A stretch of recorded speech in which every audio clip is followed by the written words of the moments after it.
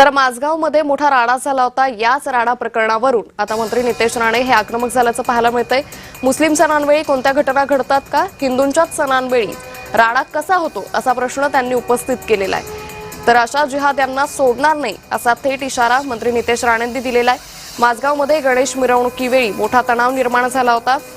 तर अंडी फेकल्याच्या वादावरून हा सगळा वाद निर्माण झाला होता। यावरूनच मंत्री नितेश राणे हे आक्रमक झालेले आहेत।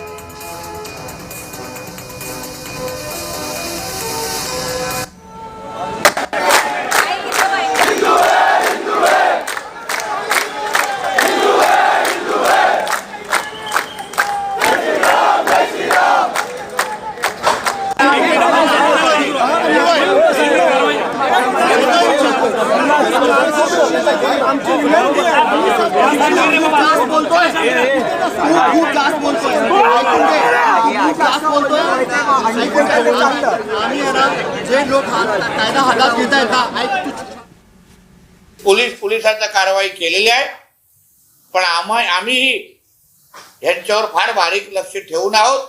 हिंदूंवर कुठल्याही पद्धतीचा अन्याय हा सहन केला जाणार नाही। हे सरकार हिंदूंनी निवडून आणलेलं आहे, हिंदूंच्या रक्षणासाठी आमचं सरकार आहे।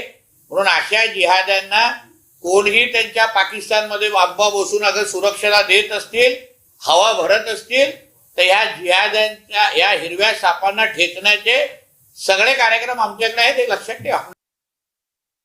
अंडी फेकण्याचे प्रकार हिंदू सणांवर होत असतील, आमच्या गणेश उत्सवाच्या मिरवणुकावर होत असतील, तर ईद पण कुठेतरी येते, याचं लक्षात ठेवावं। ईदचा दिवस पण येईल, मोहरमचा दिवस पण येईल। आमच्या भगवद्गीतेमध्ये शस्त्र उचलण्याची पण मुभा दिलेली आहे, धर्म रक्षणासाठी। हेच तर ह्यांच्या धर्मामध्ये आहे ना, छातीवर किंवा समोर येऊन लढणार नाही, लपून अंडी मारणार, लपून चपलं मारणार। ह्यालाच काय आपण इस्लाम धर्म म्हणतो का?